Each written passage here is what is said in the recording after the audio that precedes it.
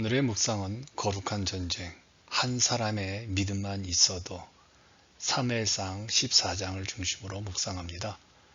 생명의 삶 2023년 2월 16일 아침이고요.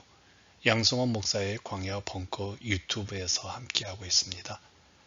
제가 올린 글들은 양승원 목사의 광야 벙커 유튜브에 들어가시면 다 볼 수 있게 되어 있죠. 이스라엘 군대와 블레셋 군대가 계속 대치하고 있는 것이 오늘의 사무엘상 14장의 말씀의 배경입니다. 이 싸움을 거룩한 전쟁이라고 불리죠. 사울은 블레셋 군대 숫자에 압도당하여 성려나무 밑에서 아무것도 못하고 있었습니다. 이런 상황에서 아무것도 하지 않은 아버지 아들에게 전쟁 앞에서 무엇인가를 하는 요나단의 이야기가 14장에 소개되고 있습니다. 거룩한 전쟁의 전형입니다. 패턴이라고도 볼 수 있겠죠. 오늘 보여주는 요나단의 작전은 두 사람으로 공격하는 것이기에 아주 무모해 보입니다. 수만 명 앞에서 두 사람이 공격을 합니다. 그래서 요나단은 먼저 기습 공격에 앞서 무기를 든 한 소년을 설득하죠. 그 설득의 과정에서 거룩한 전쟁의 패턴을 발견합니다. 먼저 요나단은 블레셋을 할례받지 못한 자들이라고 부릅니다. 이것은 거룩한 전쟁의 싸움의 대상이 누구인지를 알려주죠. 그런데 보통 전쟁은 숫자와 무기의 질에 달려있다고 생각합니다. 그런데 성경에 나와 있는 거룩한 전쟁은 그렇지 않습니다. 요나단은 숫자에 민감한 아버지 사울과는 다르게 이렇게 자신의 신앙 고백을 사무엘상 14장 6절에서 고백합니다. 여호와의 구원은 사람이 많고 적음에 달리지 아니하느니라. 고대 전쟁에서는 표징이 있습니다. 그 표징을 공격 신호로 삼습니다. 요나단은 바위 언덕에 있는 블레셋 군대가 자신들을 보고 내려오면 하나님이 허용하신 전쟁이 아니라고 생각해서 피하고, 바위 언덕에서 블레셋 군대가 움직이지 않으면 여호와께서 그들을 이스라엘의 손에 넘긴 표징으로 삼고 공격한다고 이야기를 합니다. 바위 위에서 움직이지 않고 위협만 하는 자들은 두려워할 필요가 없음을 요나단은 안 것이죠. 표징을 확인한 요나단은 바위 언덕에 기어올라 선제에 공격하여 이 두 사람이 20명을 죽이고, 이것이 블레셋 사람들의 마음을 움직여서 두려움에 떨게 해서 승리하게 만들죠.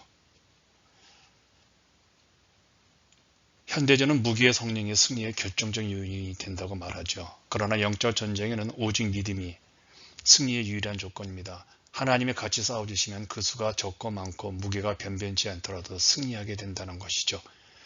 예, 맞습니다. 거룩한 정전은 오직 믿음이 유일한 승리 조건입니다. 위기 앞에서 사람의 수보다 더 중요한 것은 믿음입니다. 위기 때 한 사람이 등장해서 겁에 질린 주변 사람들의 사기를 올려주죠. 그래서 한 사람이 한 교회를 살리고 한 국가를 살리는 이런 역사를 만들어내는 겁니다. 그러므로 보이는 환경에 매몰되어 위축되지 말고 역사하신 하나님을 바라보며 주어진 환경을 초월하는 믿음을 가져야 하죠.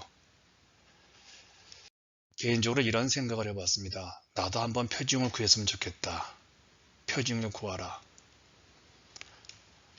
그런데 여기서 아주 위대한 모습을 발견합니다. 자신을 적들에게 노출해야만 표징을 확인할 수 있는 요나단의 이 위험한 행동은 요나단 자신의 목숨을 온전히 하나님께 맡긴 신뢰의 태도에서만 나옵니다. 하나님의 뜻을, 하나님의 표징을 구하는 것은 편리한 방법을 선택하는 것이 아닙니다. 혹 나에게 큰 희생이 될지라도 하나님을 향한 신뢰의 마음을 가지고 구해야만 하나님의 뜻을 발견할 수 있는 것이죠. 사울은 블레셋 진영에서 이상한 일이 벌어짐을 알게 되지요. 아들 요나단이 자신의 허락 없이 싸운 것을 안 겁니다. 아마 불안했을 겁니다. 사울은 이 싸움이 승리가 명백한 징조를 보고도 자신의 두려움 때문에 확인하려고 합니다. 그래서 하나님의 괴를 갖고 와서 하나님 뜻을 알아보려고 하죠. 또한 사무엘이 자신에게 왕위가 끝났다고 선포하고 떠난 그 자리에, 그 제사장의 자리에 저주받은 엘리의 증손을 제사장으로 삼고 그에게 신탁을 부탁합니다. 이렇게 승리가 명백함에도 불구하고 신중한 척하는, 하나님 말씀을 기다리는 척, 이 사울의 모습이 얼마나 종교 행위에 가까운지를 알게 되어지죠. 사울을 한번 보세요. 전에는 12장에서는 상황이 불리하다는 이유로 사무엘이 7일간 기다려도 오지 않았다는 그 조급한 이유로 하나님의 명령을 지키지 않고 직접 번제를 드렸습니다. 그런데 이번에는 상황이 유리하다는 이유로 하나님의 뜻을 묻지 않고 서둘러 군대를 출발시킵니다. 여호와 궤를 갖고 오게 하고 제사장을 불러들여서 두림과 운빔을 통해서 확인령을 했지만 기다리지 않고 확인도 안 받고 공격을 하죠. 자신에게 너무나 불리하고 위험한 상황에서 하나님의 표징을 뜻을 구했던 요나단과 너무나 다른 사울의 모습입니다.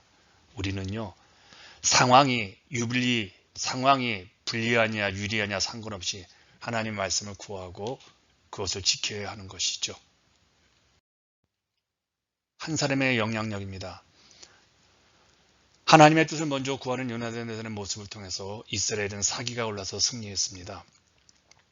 첫째, 블레셋 진영은 스스로 무너져 서로 싸웠습니다.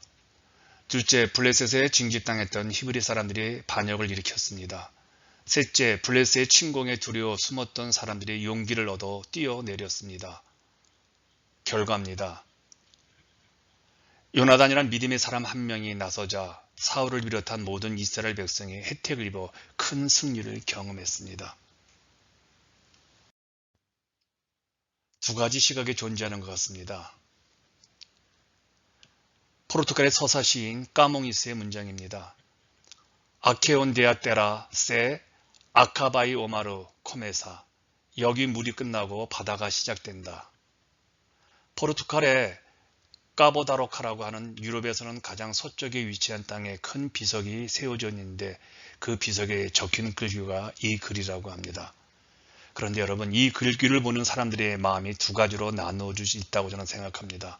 첫 번째, 불의의 사람들입니다. 이렇게 생각할 겁니다. 아, 이곳에서 물이 끝나고 드디어 바다가 시작된다. 굉장히 긍정적인 시각이죠. 그런데 다른 시각, 어떤 사람은 아, 이제 끝이구나. 이제 물이 끝났구나. 땅이 다 끝났구나. 어떤 사람에게는요, 아, 이제 끝이구나. 이제 끝났구나. 나는 망했다.